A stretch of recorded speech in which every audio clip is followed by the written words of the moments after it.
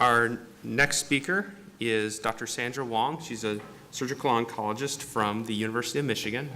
She's Associate Chair for Clinical Affairs at the Department of Surgery and Associate Chief of Staff for the University of Michigan Hospital and Health Systems. She has an active research program funded by the Agency for Healthcare Research and Quality and the American Cancer Societies, and focuses on variation in treatment intensity for poor prognosis cancers. She's currently the William W. Kuhn Collegiate Professor of Surgical Oncology and Associate Professor at Surgery, and is very active in surgical education and has received multiple teaching awards.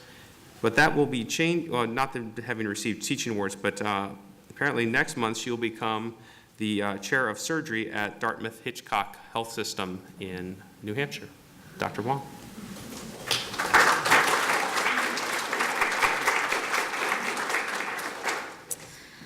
Good afternoon, and thank you, Mr. Tatar, for hosting this symposium. I'm really honored to be a part of it. And I'm really happy to be speaking with all of you about the role of lymph node dissection and adjuvant local therapy, really to give you the surgeon's perspective on melanoma treatment.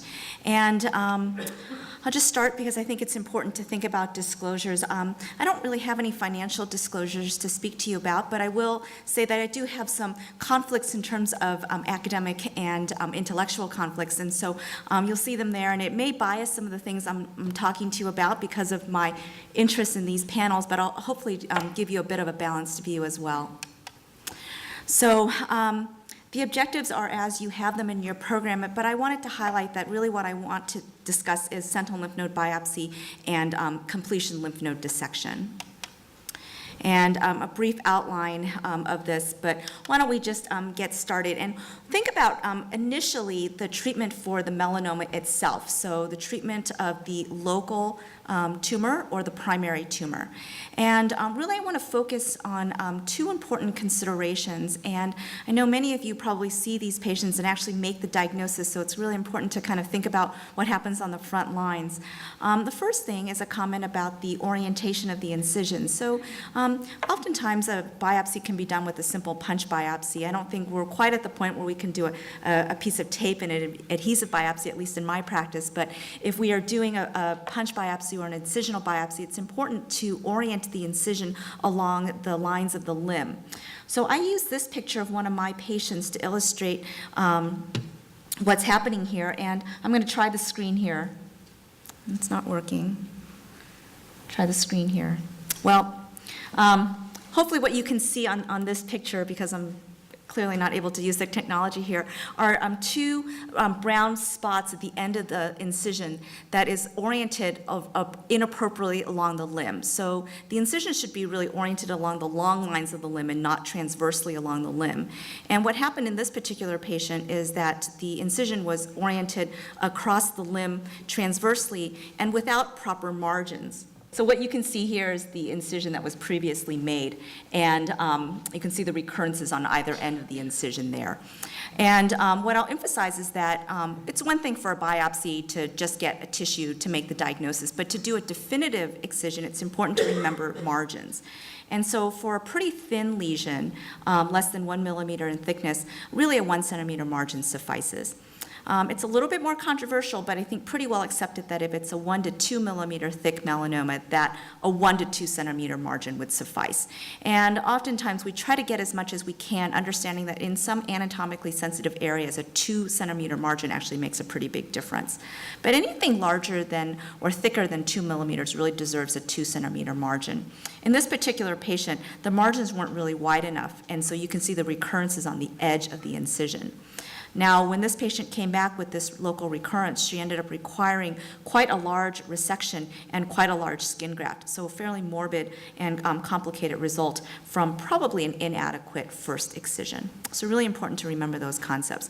I think a lot has changed over time, and I remember a time when people were still thinking about 4 or 5 centimeter margins, and if you think about how wide that leaves a defect, you can appreciate why it's really important to think about what you can get away with and still have meaningful oncologic margins. And we're really looking at 1 and 2 centimeter margins in 2015. So let me move on to beyond local disease to think about regional disease. And the reason we care so much about lymph nodes in melanoma is because this is really a nodotropic cancer. And I'm showing a very old figure. This is from 1980, but it really demonstrates why it's important to think about lymph nodes in melanoma.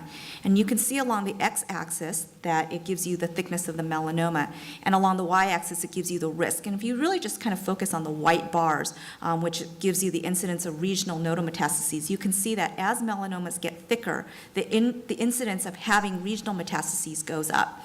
So it's not surprising that it's a linear relationship, but to make things easy, as we always do in medicine, we try to put things in buckets. And so in 1980, those buckets centered around different goals or goalposts, if you will, than here in 2015.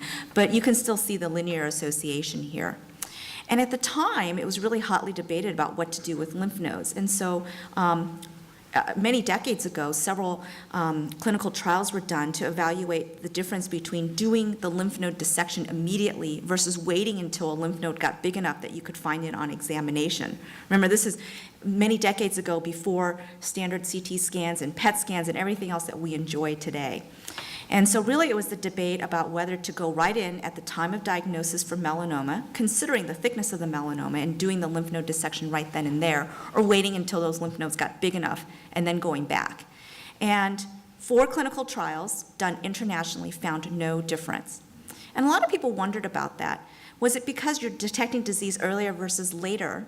Or is it merely because the numbers weren't big enough? And the reason that's important is because, as you can see from the graph there, not every patient, even with thicker melanomas, develop lymph node metastases. And it's really tricky to determine which patients are more likely to develop those nodal metastases than patients who may, even with a very thick melanoma, never develop nodal metastases. I dare say in 2015 we really still haven't figured that out. But what we do know is that only about 20 or 25% of patients, this is all comers, all patients with intermediate or thick melanomas that walk in through the door actually develop lymph node metastases. So it's a pretty low number, and you can imagine that if you are able to spare the vast majority of patients from undergoing any kind of lymph node sampling or dissection, then it's worth doing. And that's when sentinel lymph node biopsy came about and literally changed everything. So let me, I know that most of you probably aren't surgeons, but maybe have some familiarity with this procedure, but if I may, let me take you back a little bit to the kind of technical aspects of the sentinel lymph node biopsy procedure. So the concept behind this is really the canary in the coal mine. This is to look for lymph nodes that are most likely to contain metastatic disease if that disease has spread. Remember, it's a linear number. So the thinner the melanoma, the lower the likelihood of having lymph node metastases. There are a number of prognostic models that we try to use. But again, for thinner melanomas, I always tell the patients that it's somewhere in the 10% range, and it goes up to 20 to 25% range, again, for all comers, depending on the thickness of the primary melanoma, and likely a few other key features. So how do we do the procedure? This is a dual mapping technique procedure done in most people's hands. It's with 2 types of mapping agents. So in the picture at the top end of your screen, you see lymphoscintigraphy, and this is done in nuclear medicine. So before the beginning of the procedure, the patient checks into nuclear medicine, and they receive an injection of a very diluted radioactive tracer. And you can see from the arrows on some of these pictures where that tracer is injected. And then over time, these images are taken to see where those lymph nodes travel. Now, it's actually really important in these truncal melanomas, as is illustrated in this picture here, because if your melanoma is sort of in the middle of the body, so to speak, it can travel to many different nodal basins. And you can see that sometimes they do actually travel to more than one basin. So it's really important to kind of get a roadmap before going to the operating room. I always tell my patients this is like GPS. It tells you how to get there, and the dye actually mimics whether or not or the dye actually mimics where you would go. Whether or not the cells actually traveled is dependent on what we find in pathology, not what we find on lymphoscintigraphy. And you can see in the color diagram at the bottom of the screen that once we're in the operating room, we use a very diluted blue dye to help visualize it as well. And again, if the primary melanoma is in the middle of the trunk, it could go to either the axillary nodal basin or the inguinal basin, or both. And if it's really in the center, I've seen it mapped to 4 basins, both sides of the axilla and both sides of the groin. But it's really nice to be able to know where to go before you get into the operating room. So the first part of the procedure, which is the lymphoscintigraphy, is actually pretty helpful. And doing the procedure, we make a small incision overlying where the hot spot is. Remember, it was radioactive dye, so we have a gamma probe, or what I tell the patients, a Geiger probe, if you will, Geiger counter. And we make the incision right over where the lymph node is the hottest. And using a combination of the hottest node as well as visualization of the blue dye, we're able to find the node that's most likely to contain disease if, in fact, that disease is there. Now, there's a lot of other technical aspects to the procedure besides what the surgeon does, and that resides in the hands of our pathology colleagues. Because we're not taking out a dozen or 2 dozen lymph nodes, the pathologist is actually really able to focus on the 1 or 2 nodes that we take out during the time of this procedure. And they're able to really look at that node in depth. So if we take out 30 nodes, the pathologist literally cuts that node in half and looks at either side of that lymph node. If we send 1 or 2, it affords the pathologist the ability to breadloaf that lymph node into 12 or 30 sections. And then using special stains, they're able to identify very small amounts of disease in that lymph node, if there's disease at all. When we were developing this technique, we worried about a lot of things. And the first thing we really worried about is, let's just say in the axilla, most people have about 3 dozen lymph nodes, sometimes even more. How do you know you found the right node? I mean, this is really a procedure that's based on injection of a radioactive substance and injection of a blue dye. And so we felt that there was a reasonable learning curve so that you could actually figure out that you were taking out the 1 or 2 nodes that actually made a difference.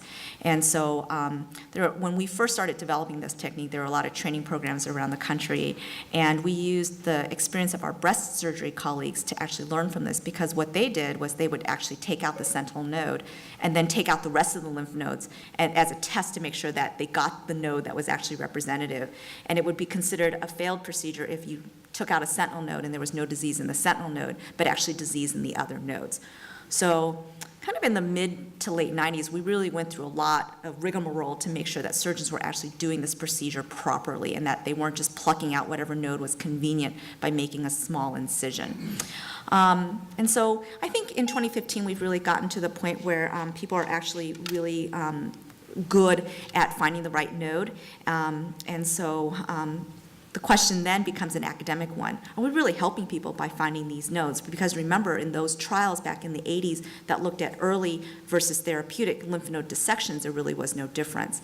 And then there was a question of who needs this procedure. And I hope to cover those points by showing you some data here. One of the fellows at Duke who I was working with, had the pleasure of working with, actually did this tour de force meta-analysis of the sentinel lymph node literature, and actually found, and you can see in this kind of waterfall plot along the side, that there is a very real false negative rate. And I'll focus on the false negative rate because I think that's really important. What that means is that you do a sentinel lymph node biopsy procedure and you tell the patient, nope, you don't have any disease in your lymph nodes, you look like you're clean, this is an early stage melanoma. And the question is, how often did we miss? How often did we take the wrong lymph node out or fail to find the lymph node that was actually representative of disease? And you can see that this study was done a couple of years ago, which means that the studies that were evaluated are even older than that. But that false negative rate was 12.5%. That's a real number, and it's actually quite high. And I would say that in 2015, I think based on experience with the procedure and having better mapping techniques, that I think reasonably speaking, in surgeons who actually do a reasonable number of these procedures, that the false negative rate is still real. It's about 4 or 5%. But I think 12.5% is representative of early experience and potentially surgeons that do a lower volume of cases or don't have as much experience. So I want you to keep that number in mind because remember, this is not an end-all be-all procedure. It's not perfect. And as Dr. Kim described to you, a lot of it's in the hands of whoever's doing the procedure and in the pathologist who's looking at the lymph nodes. So then the question is, okay, you can do the procedure. Let's assume that the person doing the procedure has a reasonable experience with it and is actually able to identify the right sentinel node. Should we be doing it? Are there benefits to doing the sentinel lymph node biopsy at all?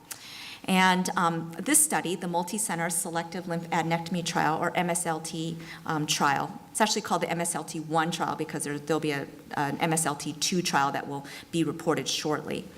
This trial essentially randomized patients to having the sentinel lymph node biopsy versus not having it.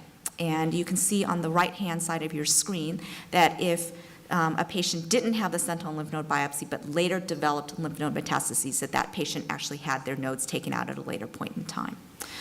This study was started in the 90s. It took almost 10 years to finish accruing to the trial and another 10 years before the final report was made. So this is decades, I say decades, in the making. So what were the findings? These are the final results of the MSLT. There were 5 iterations, and this is the final report. And the main finding is that there really is no difference in 10-year melanoma-specific survival, either with or without sentinel lymph node biopsy. You can imagine how disappointed the investigators in this trial were to find that.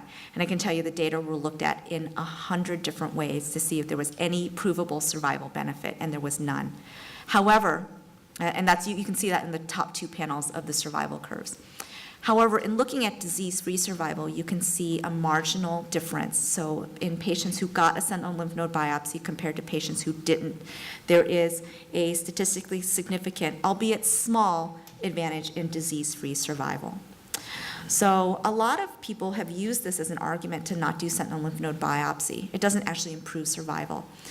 I will agree with that based on the randomized controlled trial data. However, say that I think sentinel lymph node biopsy gives us prognostic information to be able to share with our patients. It lets the patients know whether they have a lymph node that's involved or not, and it actually changes the stage quite a bit. It can upstage somebody from a stage 1 or a stage 2 up into a stage 3, and it may actually indicate further treatments down the line, and I'll cover some of that, and I think our next speaker will cover an additional amount of that. So even though there's no definitive survival benefit, I think there's a lot of information to be gained from the sentinel lymph node biopsy, and I think in 2015 it's still indicated. So those are my points there. Really that there's prognostic information to be had. I think most of our patients appreciate knowing, especially if we have the ability to give them that information, and that there probably is some therapeutic benefit in taking out a lymph node early when there's a couple of cells of disease, as opposed to waiting until the lymph node is big enough that you can find it on clinical exam. So I do think we should offer it. Then the next question is, who should we offer it to? Because melanoma is actually really common, and as you heard from Dr. Kim, an increasingly common cancer. And we know that most patients, fortunately, who are diagnosed with melanoma are actually diagnosed pretty early. And so if we were to actually do sentinel lymph node biopsy in all patients with melanoma, we would be doing it far too often. So we tried to look at the evidence, and I was fortunate to work with a really great bunch of people on this panel that was a joint effort between the Society of Surgical Oncology and the American Society of Clinical Oncology to put together these guidelines. And here's the bottom line. We should do a sentinel lymph node biopsy for anybody with a tumor greater than 1 millimeter in thickness. That's the bottom line. The NCCN, which is the National Comprehensive Cancer Network, a network of several dozen hospitals that belong to this group, and they actually do their guidelines a little bit differently. Unlike the other guideline that SSO and ASCO put together, which was based on a systematic review of the literature, the NCCN largely works on expert consensus panel. Now, there's nothing wrong with that. I'm not on this panel, but the group of people who are on this panel are actually really expert in the field, and we trust their opinion. I think what you can see here is that for very thin melanomas, there's no recommendation. That's the top line. There's no recommendation from this group to do sentinel lymph node biopsy. However, there's a little bit of hedging that happens when you start approaching that 1 millimeter cutoff. And so looking at patients with lesions in the 0.76 to 1 millimeter range, you can see there's a little bit of debate. In the second row there, you can see that if there are no additional risk factors, there's still some possible discussion about sentinel lymph node biopsy, but I would say that most of the time we don't tend to offer it. However, once you start looking at the bottom line, where there is a little bit more risk factors involved with these kind of getting close to thickness melanomas, that there's a little bit more of a consideration for doing it. I highlighted in the red boxes, the first box says discuss and consider, and the next box says discuss and offer. I can tell you that And I know some of the people on this panel, they spent hours arguing over this word, consider and offer. Hours, literally hours arguing over those words. And I think it's just to give clinicians the ability to think about what they should do for their patients. Let me see if I can show you what's kind of going on in the United States today based on that, okay? The American College of Surgeons Commission on Cancer is starting to put together quality measures to help hospitals determine whether they're performing up to snuff or not. The Commission on Cancer accredits cancer programs across the country. There's about 1,500 of them. 98 of them are in your state. And Kettering is actually one of the COC accredited hospitals. So you can actually get some of these data that I'm going to show you based on your hospital. One of the first measures is whether we're using the sentinel lymph node biopsy appropriately. So looking at whether it's being used in the appropriate intermediate thickness melanomas. And the concern that it's being overused, I'm just going to skip that intermediate group of the 0.76 to 1 millimeter because it's so controversial. But I think there's very little controversy that if a melanoma is really, really thin, less than 0.75, that we're probably overusing sentinel lymph node biopsy because the risk of having a lesion is so low, and probably lower than that false negative rate of even 4 to 5%. So you're doing a procedure that you're not even really sure is accurate enough to pick up very low incidences of metastases. So using the National Cancer Database, which is derived from those patients at the COC accredited hospitals, we were actually looking to see how we perform in current time period. So these are the specifics of how we collected the data. We asked the American College of Surgeons staff to pull these data for us, and again, this represents what's happening with about 70% of all of the melanoma cases in the country treated at these about 1,500 COC accredited hospitals. We looked at data from 2011 to 2012. We'll soon have data for the next time period, but this is what we're looking at right now. So really, this is about 50,000 patients, so I think pretty good representation. And you can see that for tumor thickness greater than 1 millimeter, only about 84% of those patients are having a sentinel lymph node biopsy. So there's still some room to move there.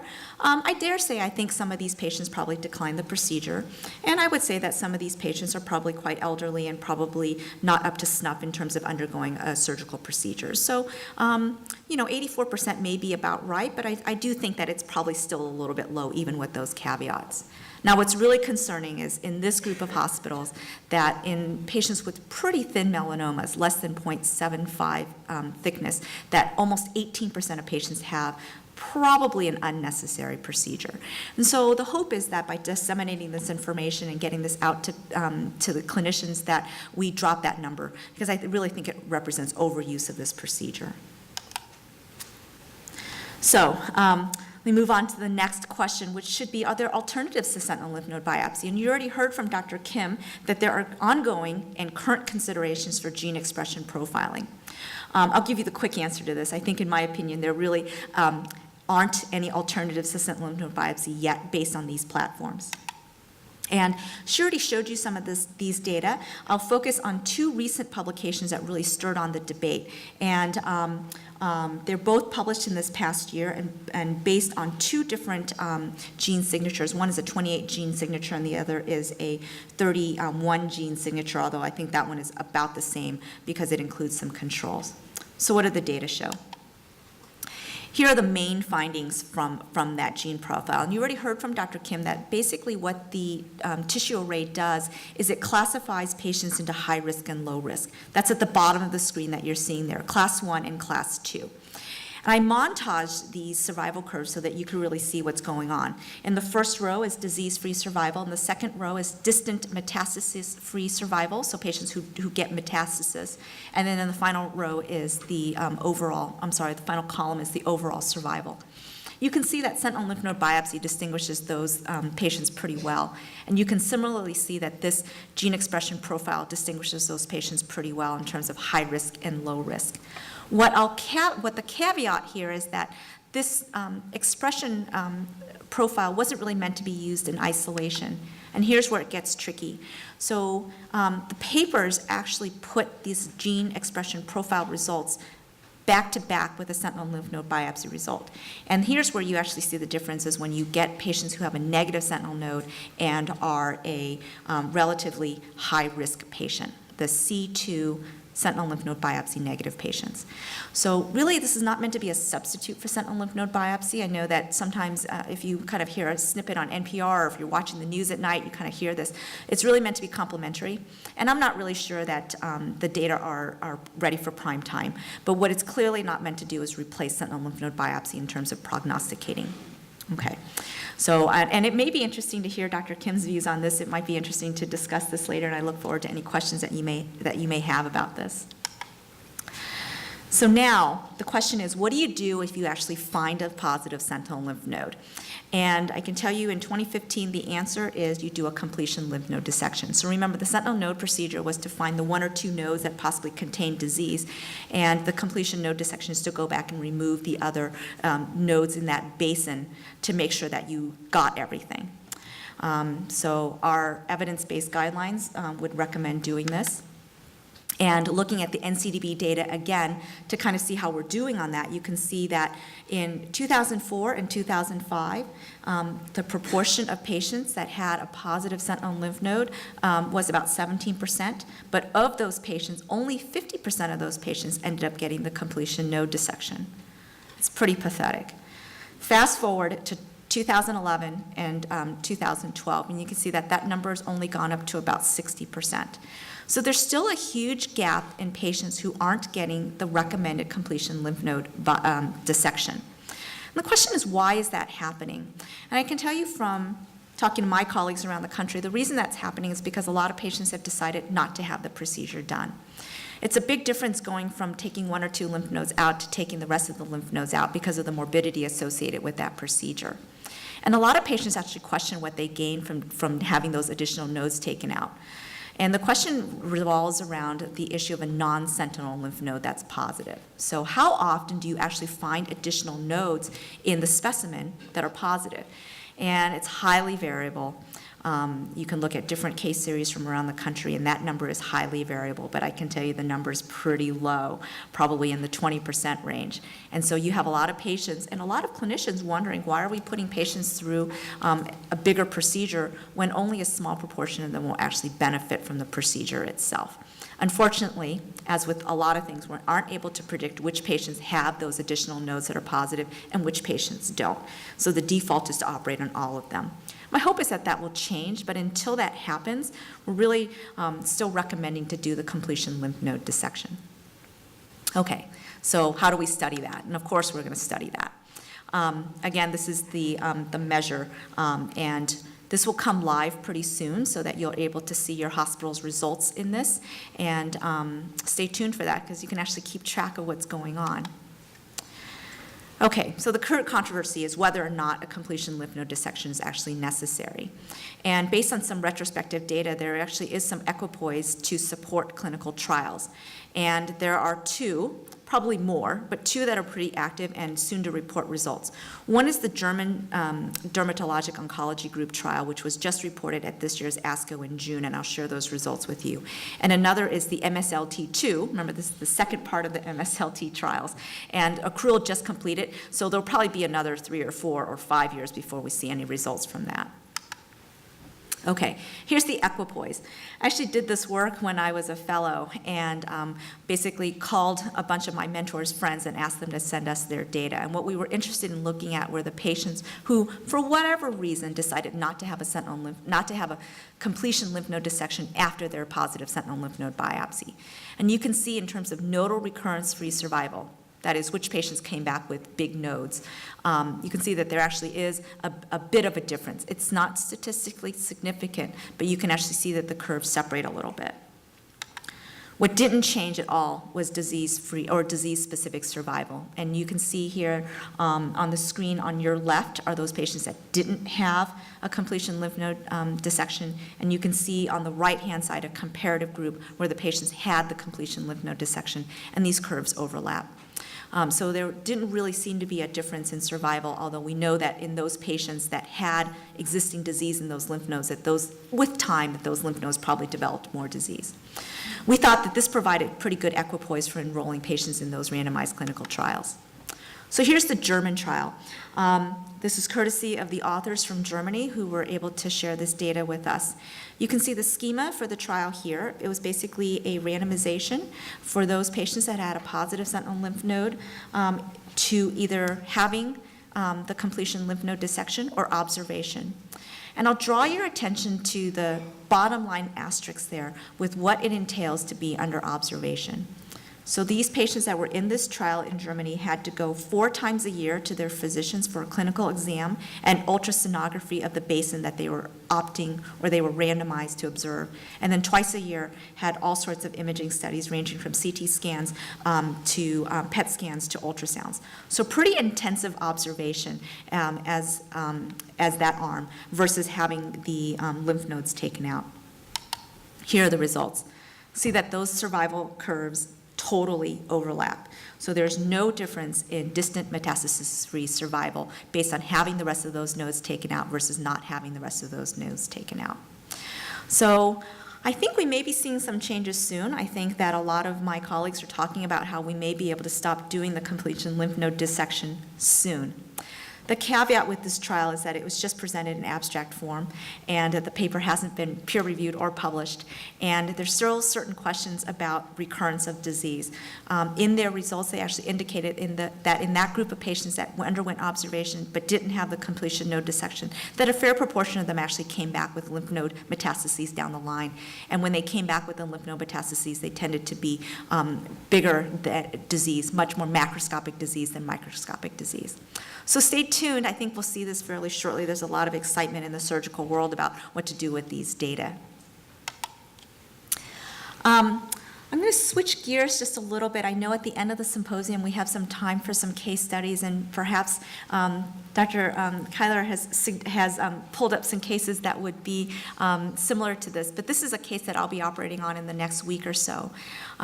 This gentleman had a sentinel lymph node biopsy that was done, and in retrospect, one of the 2 nodes was actually positive for disease, but at that time didn't know it. Okay, we only found it playing Monday morning quarterback when we looked at the slides again. About 2 years after the sentinel lymph node biopsy, he went back with a big lymph node in his armpit, having previously been told that he was node negative. He came back with a lymph node that was positive. One of my colleagues in a different city in Michigan did the operation, well-trained surgical oncologist did the operation, and took out 11 more lymph nodes that were positive. Okay, so this patient had a lot of disease after a false negative result from a sentinel lymph node biopsy. Now you can see from this scout image from the PET scan that there's 2 main findings. There's a lot of bulky disease in the supraclavicular area and 1 lymph node in the axilla that's pretty bright. And I think what this case really illustrates is that disease can come back even after a completion lymph node dissection. You're seeing it here. And that even if you do a completion lymph node dissection, it doesn't ward disease from coming back in other areas, like the supraclavicular area. Fortunately for this patient, there really isn't any evidence of distant disease at this point, so that's why we're planning an operation to rid known disease. And then we'll send to one of our medical oncology colleagues to see if there's anything that they can offer in terms of systemic therapy. So I think it's really important to keep all of this in mind. I think that a lot of surgeons would like to think that everything we do accomplishes something and that once we take care of it surgically that it's done. And I think that's hubris. I think a lot of times we do an operation because we can, and I think it really takes some consideration about how well we do the operation, and that despite having a good operation, there's always disease biology and natural history to contend with. So forgive me for waxing a little bit poetic about that, but I think this case nicely illustrates the role for sentinel lymph node biopsy, the importance of having good pathology to review the sentinel lymph node biopsy, and the importance of making the decision about what to do after a positive sentinel lymph node biopsy. So one thing that this leads to is how do you know that a surgeon did a good job with their node dissection? I already told you that this patient was taken care of by a colleague of mine who actually is a very well-trained and experienced surgeon. So The last COC measure that I'll go over with you is the third measure, which is to measure adequacy of a completion lymph node dissection. Now, we don't have very good proxies for this. We're not at the point yet where we videotape everybody's procedure and grade people on how well they've done an operation. So instead, we use a proxy of the number of lymph nodes that are removed. And you can argue, as I often do, that this is a very poor proxy, but I think it's better than nothing. So for a neck lymph node dissection, we're going to propose that at least 15 lymph nodes need to be removed and examined. For an axillary lymph node dissection, that the number is 10, and for an inguinal dissection, that number is 5. When we presented these data to our colleagues, the uniform comment was, wow, you're setting a really low bar. Well, let me show you how well we actually do. I pulled the data here to show you, and using NCDB data, you can see that of over 2,000 patients, that the proportion of patients with inguinal lymph nodes that actually had greater than 5 lymph nodes examined was less than 50%. With more up-to-date data, that number's gone up to 61%, but still 40% shy of the 100% number that we should be seeing there. And I'll tell you, I don't think the results are any different looking at other data sets. If you look at SEER data, which is a NCI run data set that captures about 28% of cases in the US, that number is about 50%. And looking at our colleagues from around the world, looking at the European experience and the experience from Australia, that really and truly they do a little bit better. Their median lymph node counts are a little bit higher than what we see here, but truly they have problems with these thresholds as well. The story is not that different for axillary lymph node dissection. This is looking for 10 nodes. I can tell you, I think that most people are born with about 3 dozen lymph nodes in their axilla, so this is a very low bar. And you can see that in early experience that the number was about 27%, and with more current experience, that number is still shy of 66%, or 2/3 of patients. Again, the data from SEER and the data from Europe and Australia are shown here. And then for the lymph node dissection in the neck. And the caveat here is that there are many levels in the neck, and you can do one side of the neck, both sides of the neck, you can do selective lymph node dissections, but we set 15 as the number. And again, I put this in red, the number is really low. I think this gives us an opportunity to have some conversations. I think that these are proxies for the anatomic extent of lymph node dissection. When we take out lymph nodes, we don't count them as they're coming out. They get taken out by anatomic definitions of where the lymph node basin is, and we submit it as a packet. I tell my patients that it comes out like a chocolate chip cookie, and the pathologist has to break apart the cookie and find the chocolate chips because those are the lymph nodes. So setting a minimum threshold helps both surgeons and the pathologists. And what it does is it encourages pathologists to not stop when they feel like they've found the lymph nodes that are big enough for them to find, and it encourages the pathologist to go back and find those minimum thresholds. And it actually offers an opportunity for surgeons and pathologists to really engage, to go back and forth. After I showed these measures at a different meeting, I had a surgeon come up to me after the talk, and he said, you know, during your talk, I texted my pathologist. I had just done an axillary lymph node dissection, and I called him and I told him he'd better find 10 lymph nodes. So I think it is an opportunity to really promote multidisciplinary cancer care, and really to think about the important role that our pathology colleagues have in all of this. And I won't spend too much time on this point, largely because there really aren't very much data to inform any comments. And that's the role of surgery for metastatic disease. I think in the past we thought about doing surgery for metastatic disease for palliation of symptoms. So if somebody was bleeding from a small bowel melanoma metastasis, or if they had tremendous pain from a big lesion, we would offer palliative surgery for relief of symptoms. For patients that had a really long disease-free interval, we would oftentimes, and they had oligometastatic disease, we would oftentimes resect because there was really nothing else to offer that patient. And by the way, you could resect all known instances of disease or areas of disease. I think with the new therapies, and I'm really excited to hear the next speaker go over some of these new therapies, I think that surgery may become the adjuvant therapy. So you treat with a systemic and then come back and see what surgery can do to consolidate disease. And it's really only possible in 2015, which is why I think it's so great that we're doing melanoma as the session this year. And like I said, I really look forward to hearing the next results. I think it's too early in the experience with these newer targeted agents and immunotherapy options to really have a pathway or defined guidelines for doing resection for metastatic disease.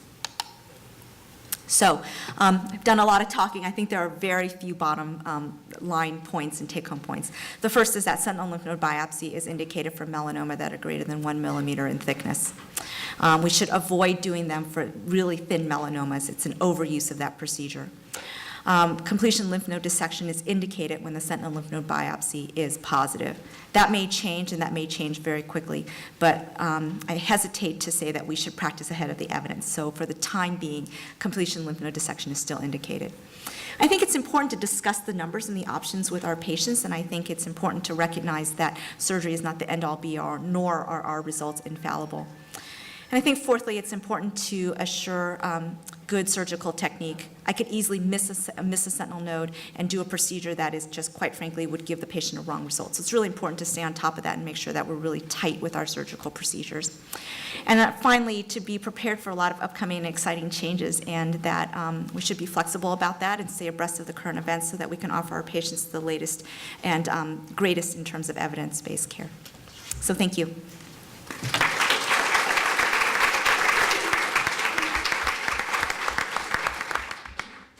Again, we'll open it up. Well, again, we'll open it up to questions. I know I, for one, had a couple. The first one I'm going to pose to both Dr. Wong and Dr. Kim, and that has to do with one of your earlier slides about the transverse incision for an axial, for an extremity melanoma. And I was wondering, we see a lot of these on the back or the trunk. Do you follow certain guidelines on how you resect them in terms of longitudinally or transversely, or how do you define that? Yeah, so certainly at the stage of the biopsy, a lot of times when we see a suspicious lesion, we'll do an excisional biopsy. And so if the lesion itself is, a centimeter large, you're going to have a lengthy scar even from the excisional biopsy before it goes to see Dr. Wong for the wider excision, right? So we do emphasize exactly Dr. Wong's point that you want to think 2 steps ahead. If you're looking at something and you think it's melanoma, think ahead to the wider excision and sentinel node biopsy. So as exactly as she pointed out in her picture on the arms and legs, you want to go vertically and close because it's a lot easier to do a wider closure going this way than this way, on your arm and leg. And certainly surgeons get upset if we don't do that. On the trunk, though, you can correct me if I'm wrong. I mean, we follow the skin tension lines, and it doesn't seem to be as, critical in terms of getting that closure. If it's large enough they need a graft, then that's a whole different story. But I think it's critical if anybody in the room does an excisional biopsy for a lesion that could be melanoma, is exactly the point was made to think ahead to the wide local. And to that point, I'm curious, Dr. Wong, too, our head and neck surgeon who does our head and neck cases gets very upset if there's an excisional biopsy that's, a very long excisional biopsy, because he insists that in doing the sentinel node procedure after that, it's very difficult because the anatomy of the lymph nodes is so complicated in the head and neck that if you leave, an excisional biopsy that's long, he's injecting all along the scar. It makes his job more difficult to find that sentinel node. So we're teaching dermatologists also, if there is a very large lesion, to maybe not do such a wide excision for the biopsy, because you also at the same time don't want to disrupt the sentinel node anatomy, because you want to get an accurate sentinel node map. But I'm curious if you tell your dermatologist the same thing. So I couldn't have said that any better. I think there's a fine line here, because I think if all you do is a punch biopsy, and if it's something that is more benign than not, and then you have to come back and then do more of an excisional biopsy. So I really appreciate that kind of fine line with kind of going back and forth, because I used to say, well, just punch it and then we can get a diagnosis. But a lot of patients will say, why don't you just excise it? And then we can get a biopsy or get a diagnosis. And so I get that. I do think that there's a difference between making an incision that's about 2 centimeters long and an incision that's like 5 centimeters long. I do think that there is some concern about disruption of the lymphatics by making huge incisions. A couple studies more recently haven't really demonstrated that to be the case unless it is an excessively long incision. So I'm appreciative of the fact that it's very difficult to really know without doing the biopsy if it's benign or not, and how big of margins that you really need to take. I would say that if there's any question, that go on the small side, because it really can make a cosmetic difference for patients down the line, especially in anatomically sensitive areas like the head and neck, and on certain parts of the arm closer to the hand near the wrist, like the example I showed you. don't do a sentinel node biopsy on in the greater than a centimeter? What criteria do you use to not do your sentinel node? Thank you for that question. I would say that unless a patient is really has too many medical comorbid conditions or actually understands the benefits of the procedure but declines, I think most everybody with a melanoma greater than 1 millimeter should have the procedure done. You don't say 85, 89, the patient I had. Yeah, you know, it's so tough. It's so tough because I think patients are so different.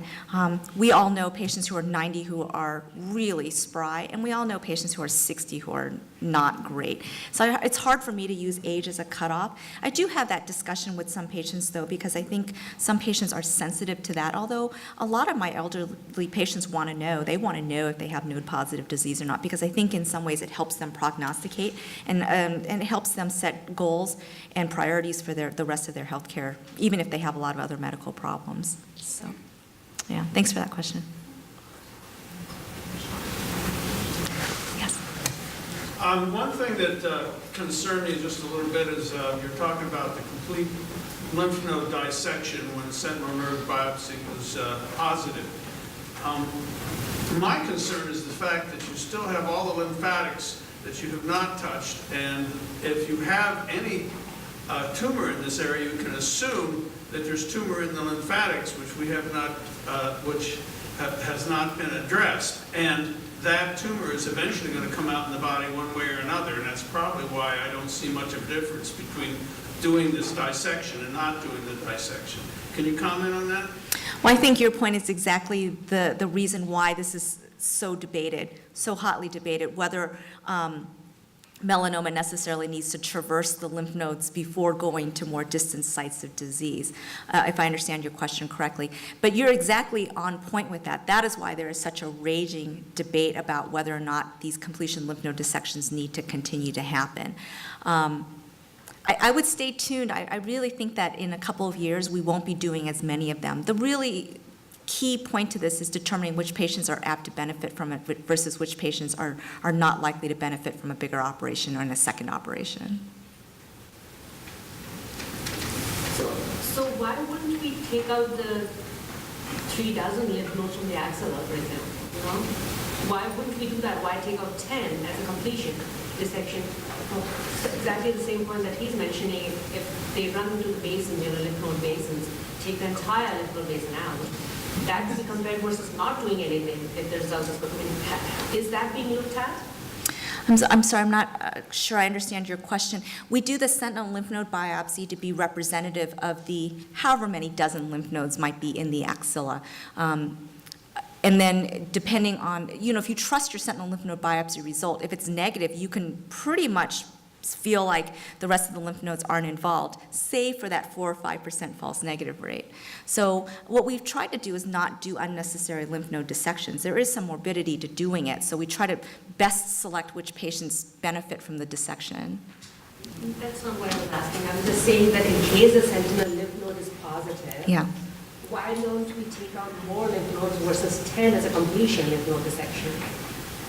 Has that been looked at? If sentinel lymph node is positive, how do we know that we are catching the lymph node, the 10 lymph nodes that are right next to the sentinel lymph node that may turn out to be positive and did not light up in during the Right. Okay. Yes. So I don't want to get too caught up on the number 10. We propose 10 as the minimum threshold for the number of lymph nodes that get taken out. The recommendation is to take out the lymph nodes bounded by anatomic borders to make up the entire axilla. So it's not just an issue of proximity. It's up to the axillary vein, over to the scapularis, over to the chest wall, so it's anatomically bound. And as you can imagine, patients are born with a different number of lymph nodes. We think 10 is a very, very low bar. What happens a lot of times is, though, even though the sentinel lymph node biopsy may be positive, the rest of the nodes that we take out, 10, 20, 30, however many, oftentimes don't have any additional positive lymph nodes. So it brings up the question of who are we trying to help by doing that extra operation. Yeah. So the question is, in transit metastases, Mm-hmm. what does surgery have a role with that? Could you comment on that? That's a great question. So the question is about in-transit metastases. So the area of transit between where the primary melanoma is and where it lands in the lymph node in a nodal basin. We know that lymph nodes can be found anywhere in the body, and oftentimes there's an aberrant lymph node kind of here and there. It's very difficult to pick up those in-transit lymph nodes unless they're very enlarged and engorged with disease. Sometimes we'll pick it up on the lymphoscintigraphy, and if we find it on lymphoscintigraphy and it's able to be dissected out, I encourage doing that. It's a little bit debated what to do if you actually find disease in an in-transit node. Kind of the conservative thing to do would be to dissect that node out and to take out nodes from the next draining basin under the assumption that it's already en route to that basin. Although that's pretty conservative, and if we're already debating whether or not a completion lymph node dissection needs to be done, the question is, should you touch that basin without knowing there's disease there? So, thank you for that question. Yes, sir. In places where there is really limited space, and an excisional biopsy is done, does the lymphatic drainage preclude the closure with either transpositional or rotational flaps? That's a great question. If a patient has already had an advancement flap or some kind of complex reconstruction, I typically don't offer a sentinel lymph node biopsy because it doesn't tend to be as accurate because the lymphatics have been disrupted by the flap advancement. However, if I've already done the sentinel lymph node biopsy or I've already done the lymphatic mapping for it, there's no problem with doing the flap at the same time. Now, I'll add a question along the lines of the completion node dissection and the sentinel node biopsy. I think, as you rightfully point out, it's very controversial, both of them, and a lot of patients do refuse the completion dissection because of the morbidity, especially in the inguinal and axillary areas. One thing I've seen in my practice is patients getting referred to radiation for nodal basin coverage after a positive sentinel dissection as an alternative surgery. And I was wondering if you had seen that in your practice, or if that's something you offer your patients as an alternative if they flatly refuse the completion. That's a great question, and I might defer to you for some of the evidence associated with that. In my practice, the only time we really use radiation therapy for nodal basins is if there are a lot of lymph nodes with disease, so bulky lymph adenectomy followed. If somebody presents with really bulky lymph nodes and then has a lymph node dissection, oftentimes we will offer radiation after that as an adjuvant treatment.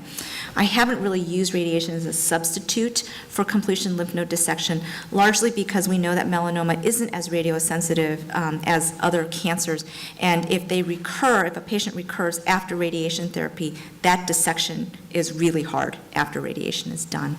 I wonder what your thoughts are on that, because it is an area that's discussed a lot, but that isn't something we offer in my practice. Well, it's definitely something that we see a limited number of melanomas for exactly the reason you specified.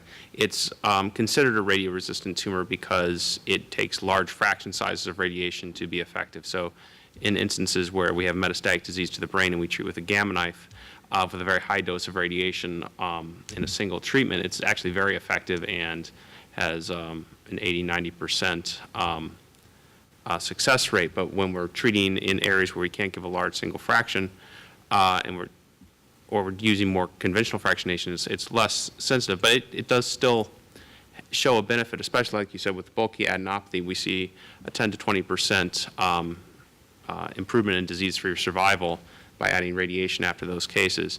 In terms of an alternative to sentinel node dissection, there's definitely no literature out to support it, and it's largely I think it's largely something that's driven by our surgical and dermatologic colleagues is what patients actually get referred to radiation to see. And so there's probably a role for it in some sort of clinical trial, but definitely not something that would be standard of care. Yeah, I think that's a good comment. I think one of the things to really consider in these cases is the risk-benefit profile. We know that it's a relatively radiation-resistant disease, but the risk is the lymphedema that's associated with either thing that we do, either a dissection or with radiation therapy. And you can imagine that risk goes up a lot if you need both. So we're really careful in terms of recommending which patients. I'm sure that's in your practice as well, to really kind of consider the downstreams of having both dissection and radiation. It can be pretty morbid. And in our practice, we discuss it when there's extracapsular extension of the tumor beyond the capsule of the lymph nodes, but also if there's perineural invasion, in the primary tumor, and again, a worser prognostic indicator, we will also discuss that. I'm curious if you do that as well, if you administer radiation for any tumor that has perineural invasion. Yes, I mean, again, we see a very small subset of melanoma, so I can guarantee almost all of the patients I see have perineural invasion or extracapsular extension on their nodes. Yeah, I don't know that I refer all of the patients with that. It's typically patients who have really huge lymph nodes that are the size of softballs, and lymph nodes that are greater than 4 or 5 in terms of the number of positive nodes. So it has to be pretty extensive disease for me to make that referral, but that may all change depending on kind of new evidence and better radiation techniques, quite frankly.